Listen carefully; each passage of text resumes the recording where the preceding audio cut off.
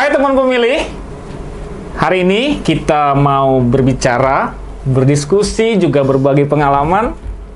Tayang di edisi perdana kita pada siang hari ini di Warung Ngopi Podcast KPU Batubara. Sudah hadir bersama kita di studio yang sudah tidak asing lagi di dunia per-KPU-an, pemilu dan pemilihan di Kabupaten Batubara. Sudah hadir di studio bersama kita Ketua Komisi Pemilihan Umum Kabupaten Batubara, Bapak Erwin. Selamat siang, Bapak. Siang, Andre. Apa kabar, Bapak? Alhamdulillah sehat. Baik ya, Pak. Baik. Iya, Pak. Rutinitas sehari-hari, Pak, masih padat dengan jadwal pelaksanaan pemilu dan pemilihan. Kan ini sudah selesai tahapannya, Pak. Apa sih, Pak, yang menjadi agenda di KPU Kabupaten Batubara saat hari ini, Pak? Ya, sebelumnya ya, sebagai nama Ketua KPU Batubara ya, saya mengapresiasi karena memang hari ini telah launching ya, perdana Warung Ngopi KPU Batubara yang mungkin ini adalah podcast pertama ya untuk Sumatera Utara, saya rasa ya, atau adalah podcast sebelumnya, tapi jadi kebanggaan saya podcast ini bisa menjadi tayangan perdana ya. Kemudian saya yang narasumber pertamanya ini merupakan terobosan pertama ya. Ini sangat luar biasa dan saya berharap ini bisa terus berlanjut di kemudian hari dan bisa mengedukasi seluruh masyarakat yang ada di Batubara bahkan Indonesia. Terkait tentang pelaksanaan kegiatan di KPU pasca pemilihan dan pemilu di tahun 2024, tentu KPU terus melaksanakan berbagai kegiatan ya. Sesuai Undang-Undang Nomor 7 Tahun 2017 tentang pemilu bahwa KPU berkewajiban melakukan pemutahiran data pemilih ya berkelanjutan. Di mana pada tahun ini KPU RI sudah mengeluarkan PKPU Nomor 1 Tahun 2025 terkait tentang pemutahiran data pemilih berkelanjutan, dan ini merupakan konsen KPU ya. Contoh tadi kami telah melaksanakan rapat pleno di mana memang pada tanggal 26 Juni kami akan berencana melaksanakan rapat pleno terbuka terkait pemutahiran data pemilih berkelanjutan. Walau sebelumnya triwulan pertama kami sudah laksanakan dan ini mau triwulan kedua. Dan upaya-upaya itu terus kami lakukan koordinasi baik itu kepada Bawaslu kemudian di Sipil. Dan rapat pleno nanti yang akan kami laksanakan itu secara terbuka. Terbuka ya, Pak? Terbuka. Ya. Kemudian selain di KPU ini banyak pekerjaannya. Selain data pemilih juga ada pendidikan pemilih. Iya, pendidikan pemilih. Pendidikan pemilih podcast ini ya. Tentu ini bagian dari pendidikan pemilih, di mana harapan bisa edukasi, kemudian memberi pencerahan kepada seluruh masyarakat yang ada di Batubara. Kemudian kami KPU sudah bekerja sama juga dengan berbagai stakeholder di antaranya pemerintah, khususnya Pemkab Batubara, untuk melakukan support system ya, Pak, dalam rangka pelaksanaan kegiatan-kegiatan KPU ke depan. Berarti setelah atau pasca pemilu dan pemilihan, ternyata masih banyak agenda-agenda lain yang menyusun, yang ada di KPU Kabupaten Batubara ya, Pak? Ya, pastinya seperti itu. Gini, Pak, setelah pelaksanaan pemilu dan pemilihan, tentu kan KPU Kabupaten Batubara mengadakan evaluasi. Ya, benar ya, Pak? Benar. Ya. Apakah di Kabupaten Batubara, Pak, di KPU Kabupaten Batubara, apakah ada evaluasi internal yang dilakukan KPU sendiri, KPU Batubara sendiri, untuk perbaikan kualitas pemilu, pemilihan, terus penyelenggaraan ya, Pak, di Kabupaten Batubara, Pak? Untuk evaluasi itu sendiri ya, KPU sebenarnya terus melakukan evaluasi ya, baik itu pada saat tahapan, kemudian pasca pelaksanaan pemilu maupun pemilihan. Itu terus dilakukan oleh KPU. Contoh seperti hari ini ya, kami juga membuat yang namanya target pekerjaan atau apa namanya itu, sifatnya kontrak pekerjaan lah. Kontrak pekerjaan ya, Pak. Yang itu nanti kita tekan bersama. Ketua KPU menaikkan, dan itu bagian dari output pekerjaan kami. Kemudian evaluasi yang dilakukan oleh KPU tidak hanya di tatanan KPU, bahkan sekretariat juga melakukan yang namanya evaluasi internal. Dan itu terus dilakukan baik itu KPU RI maupun KPU Provinsi Sumatera Utara.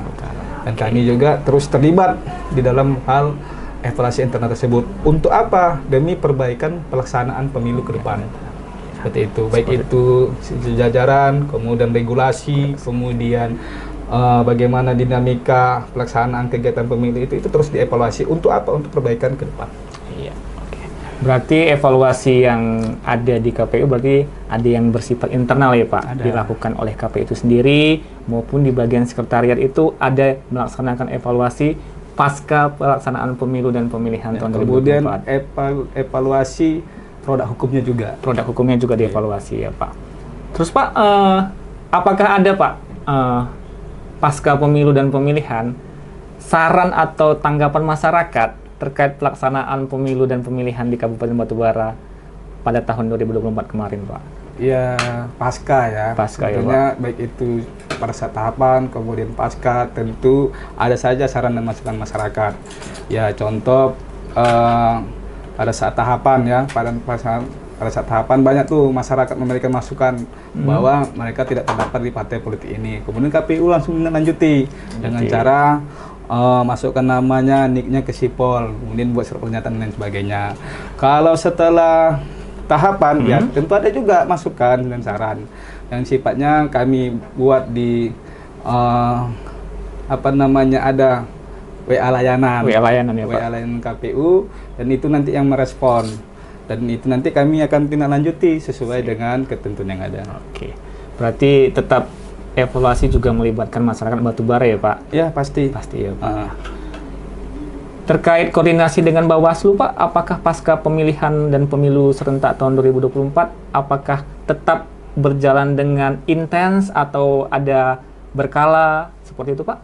Ya, kalau koordinasi ya, karena menurut Undang-Undang ya Nomor 7 Tahun 2017 bahwa lembaga penyelenggara pemilu itu ada KPU, kemudian Bawaslu, kemudian ada DKPP. Tentu di tingkat kabupaten kota ya Bawaslu dan KPU kota ini terus ya melakukan Koordinasi ya Pak? koordinasi yang baik. Apalagi setelah keluarnya PKPU nomor 1 tadi, 1 tahun 2025 ya Pak? Bawaslu juga merespon itu bahwa kemarin di tanggal 21 Juni ya, hari Selasa, KPU datang nih, Bawaslu datang nih ke KPU. Koordinasi juga ya Pak? Melakukan koordinasi dan mitigasi apa-apa nanti pekerjaan dan PR-PR pekerjaan yang harus kami lakukan terkait tentang mitigasi pemungutan data pemilih ini. Dan alhamdulillah dari pertemuan tersebut kami juga membalas pertemuan berikutnya. Berarti ada kunjungan balasan? Ada kunjungan balasan ke Bawaslu, tepatnya hari Jumat, yang Selasa, Jumat, kami datang ke KPU. Dan di sana kami mencarakan peran-peran strategis terkait tentang penyelenggara pemilu ini. Apa-apa kegiatan-kegiatan penyelenggaraan pemilu yang sifatnya tidak ada yang di non tahapan ini, ya kami bersinergi untuk melakukannya dengan catatan ini akan memberikan masukan kepada Pemkab Batubara untuk didukung pelaksanaan program kegiatan karena tujuannya mulia, Pak Andre. Pak. Kenapa mulia? Karena mengedukasi masyarakat. Ya. Contoh ada kegiatan seperti pendidikan pemilih tadi. Nah itu kan butuh apa? Dana. Nah, kemudian ada kegiatan kita back to kampus, back to school. Go to school. Itu ya sudah mulai disusun ya Pak? sudah mulai disusun, dan mudah-mudahan apa yang menjadi niat baik kita dan rencana baik kita untuk melakukan edukasi dan penjelasan di tengah masyarakat ini bisa disupport ya oleh KAP. Berarti kan Pak, saya sangat tertarik tadi karena ternyata KPU Kabupaten Batubara sudah mulai ada pergerakan terkait persiapan jangka panjang nanti ya Pak, terkait tentang pendidikan pemilih, sosialisasi pemilih. Berarti kan Pak, saat ini KPU Kabupaten Batubara sudah mulai menyusun lah ya Pak, rancangan-rancangan apa saja yang akan diberikan kepada masyarakat terkait peningkatan kualitas pendidikan pemilih, kualitas demokrasi di Kabupaten Batubara ya Pak. Iya. Selanjutnya Pak, jika kita berbicara mengenai dukungan Pak, ya kan, pasti kan tidak terlepas dari pemerintah daerah dan instansi-instansi lainnya Pak. Apakah KPU Batubara sejauh ini sudah mulai berkoordinasi dengan seluruh elemen-elemen yang ada di Kabupaten Batubara guna mempersiapkan persiapan pemilu dan pemilihan yang akan datang? Ya, sebenarnya sudah ya. KPU Batubara seperti saya sampaikan tadi bahwa terus melakukan koordinasi, kemudian mapping ya, apa potensi apa, kemudian rencana apa yang nanti bakal kita laksanakan pada saat proses pemilihan berikutnya. Saya berkeyakinan ya, saya kan sudah 2 periode nih menjadi anggota KPU, dan periode kedua saya jadi ketua KPU. Tentu pada pelaksanaan pemilu atau pemilihan berikutnya itu kan tahun 2009. Ya, tapi pada proses pemilu itu kan 2 tahun sebelum tahapan. Ya, sudah mulai berlangsung ya Pak. Saya berharap memang dengan akhir priorisasi saya ini, saya ingin meletakkan fondasi awal yang baik dengan cara melakukan berbagai inovasi seperti podcast ini, kemudian kegiatan-kegiatan lain yang sifatnya nanti sudah ada dasar yang kuat untuk pelaksanaan pemilu yang berkualitas dan berintegritas di Kabupaten Batubara. Dan apa tindakannya? Tindakannya kan sudah banyak lakukan ya. Salah satunya seperti apa itu tindakannya, Pak? Berkoordinasi dengan Bupati Kabupaten Batubara, Bapak Haji Baharudin Saigian beberapa waktu yang lalu, dan sudah ada respon yang baik ya, tapi tinggal eksekusinya saja. Kemudian terkait berbagai tahapan-tahapan yang berikutnya kami juga terus berkoordinasi nih, seperti Capil terkait data pemilih. Kemudian kemarin teman-teman divisi data itu udah ke lapas, kemudian kepada pihak keamanan juga ke Polres, ke Polres Batubara, kepolisian ya. Tentu ini merupakan stakeholder yang sangat penting dalam menjaga Kaptipmas yang ada di Kabupaten Batubara pada saat pelaksanaan pemilu di Batubara. Kenapa? Ya, yang namanya pesta demokrasi ya, tentu ada suhu panas dan suhu dingin. Dengan berjalannya semua stakeholder yang ada, ini pelaksanaan pemilu dan pilkada pada tahun sebelum-sebelumnya ini selalu berjalan dengan baik. Ini semua tidak terlepas dari baiknya koordinasi yang dilakukan KPU Batubara tentunya ya Pak. Iya Pak. Tadi kan kita sudah Bapak sudah bercerita panjang terkait tentang koordinasi yang dilakukan oleh KPU Batubara ke berbagai instansi yang ada di Kabupaten Batubara. Nah, kalau tadi kan kita kan koordinasinya dengan stakeholder Pak. Kalau dengan perkumpulan adat budaya, perkumpulan masyarakat, organisasi masyarakat, itu apakah KPU Batubara sudah mulai menjalin atau berkoordinasi Pak? Kalau bicara menjalin ya, kita sih sebelumnya sudah ada komunikasi ya, baik itu kepada kelompok pemuda seperti ya kita katakanlah gerakan-gerakan pemuda seperti Ansor, kemudian HMI, ini jalin dengan komunikasi seperti ini sudah KNPI sudah kami jalin komunikasi, dan kelompok-kelompok masyarakat lainnya seperti ibu-ibu, kelompok perwiritan, kemudian kaum disabilitas. Ini sebenarnya KPU ini sudah berjalan dengan baik sih kelompok-kelompok itu, dan ke depan ketika ada kegiatan yang sifatnya melakukan edukasi, kami akan rangkul kembali kelompok-kelompok masyarakat ini, karena memang kita menyadari bahwa kelompok-kelompok marginal ya di tengah masyarakat kita seperti kaum disabilitas, kemudian kaum marginal lainnya ya, ini memang perlu sentuhan dari pemerintah, dan kadang-kadang memang mereka kadang terabaikan seperti ini. Itu kelompok itulah yang biasanya kami akan cenderung dirangkul tetap ya Pak, dirangkul, dikoordinasikan Pak, kemudian mengedukasi bahwa memang mereka ada di negeri ini, bukan tidak ada. Dengan hadirnya kita, harapannya mereka terlibat aktif dalam proses dan berpartisipasi politik pada saat pelaksanaan kegiatan demokrasi yang ada di Batubara. Karena semua punya hak suara ya Pak? Iya, karena benar ya, pelaksanaan pemilu kita kan setiap warga negara Indonesia itu one man one vote. Betul. Ya, satu suara, satu orang. Benar, satu orang satu suara. Benar Pak. Menarik tadi, satu orang memiliki satu suara atau satu suara diwakili oleh satu orang ya kan Pak. Selanjutnya Pak, saya lihat penyelenggaraan pemilu dan pemilihan di Kabupaten Batubara di tahun 2024 berjalan dengan aman, tertib, dan damai. Sebenarnya Pak, apakah di balik semua ini ada tantangan-tantangan yang dialami KPU Batubara pada saat penyelenggaraan seluruh tahapan, pada saat hari H? apakah ada hal-hal yang menarik yang ingin Bapak bagikan kepada kami terkait penyelenggaraan pemilu dan pemilihan tahun 2024 di Kabupaten Batubara? Ya, alhamdulillah ya, tantangan demi tantangan, dinamika yang berjalan, kemudian proses tahapan yang kita laksanakan. Intinya, Pak Andre, apabila kita bekerja sesuai dengan ketentuan dan peraturan yang ada, kita tidak perlu khawatir. Kemudian, itu inti yang mau saya kutip salah satu. Kemudian, apabila kita bekerja dengan ikhlas, dengan penuh kejujuran, kita juga nggak perlu khawatir. Kemudian, kita harus luas dalam melakukan komunikasi yang baik kepada para stakeholder yang ada. Karena memang potensi-potensi kecurigaan kepada penyelenggaraan pemilu pada saat berlangsungnya tahapan itu sangat kuat. Dan cukup saya rasakan. Kadang niat kita baik, direspon yang tidak baik. Paling kita sudah jujur. Makanya saya sudah mengatakan kalau ada kesalahan yang dilakukan oleh KPU, silakan. Ada ruang-ruang untuk melakukan ya tindakan.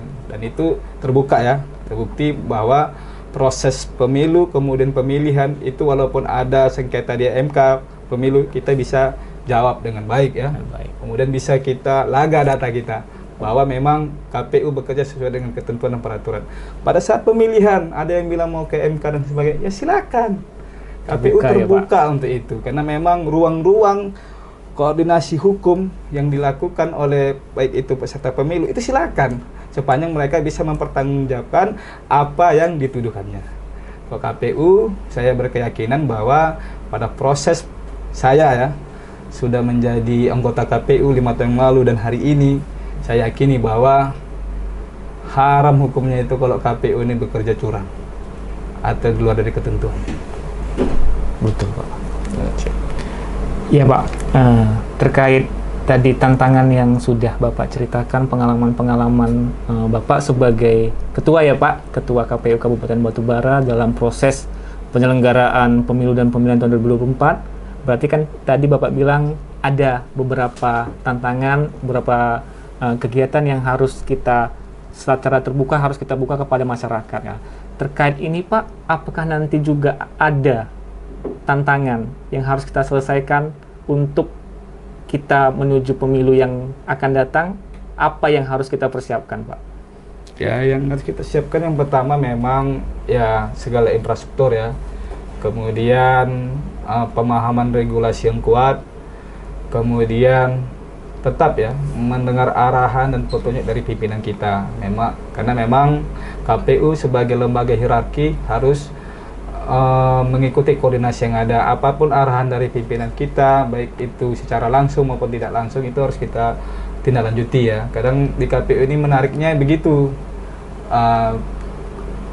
perintah-perintah dari pimpinan itu kadang dia mau dia 1 hari sebelum hari H sudah ada perintah. Tapi harus dikerjakan ya, Pak? Iya, tanpa ada aba-aba, tapi harus kita kerjakan. Iya. Dan kita harus siap itu, kerja siang full time ya, siang, malam, pagi, petang, harus kita kerjakan. Dan kalau orang hari ini melihat KPU ini santai nih hari ini ya kan, santai, slow. Tapi mereka nggak tahu bahwa pada saat 2 tahun ya, proses pelaksanaan tahapan itu, anggota KPU itu banyak nggak tidur. Kalau saya sendiri saja ya, itu ya kalau seperti ibu di rumah lah kan, kadang itu komplain juga kadang-kadang. Komplain juga ya Pak, terhadap rutinitas per-KPU-an ini ya Pak? Karena kena jarang pulang. Jarang pulang. Kemudian waktu yang berkurang terhadap keluarga. Dan alhamdulillah ya, dengan pengertian senantiasa kita berikan, ini bisa teratasi ya. Teratasi ya Pak. Berarti begitu banyak hal-hal yang menarik dalam penyelenggaraan pemilu dan pemilihan serentak tahun 2024 ya Pak. Ya. Terakhir Pak, apa yang menjadi harapan Bapak untuk penyelenggaraan pemilu dan pemilihan yang akan datang? Ya, harapan saya sebenarnya ya yang baik-baik ya. Tapi memang kalau kita berkaca 5 tahun pelaksanaan pemilu ke depan, berarti pelaksanaan pemilu kita akan dilaksanakan pada tahun 2009.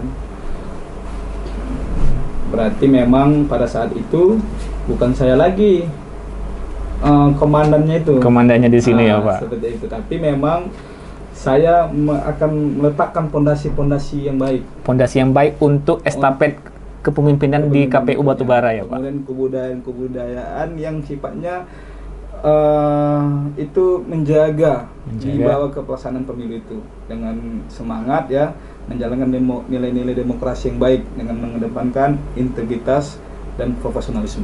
Integritas dan profesionalisme pelaksana penyelenggara pemilihan umum di KPU Kabupaten Batubara ya Pak, khususnya ya Pak. Oke, berarti the next pemilu yang akan datang, seluruh penyelenggara pemilu sudah Bapak tanamkan fondasi yang kuat guna kesuksesan pemilu dan pemilihan yang akan datang. Oke, sangat baik, sangat mantap sekali terkait apa yang Bapak impikan untuk penyelenggaraan pelaksanaan pemilu tahun-tahun yang akan datang. Oke, mungkin ini saja Pak yang ingin kami diskusikan. Terima kasih atas informasi, berbagai pengalaman dan edukasi yang Bapak berikan kepada kami, teman-teman pemilih di KPU di Kabupaten Batubara, pada khususnya di Kabupaten Batubara.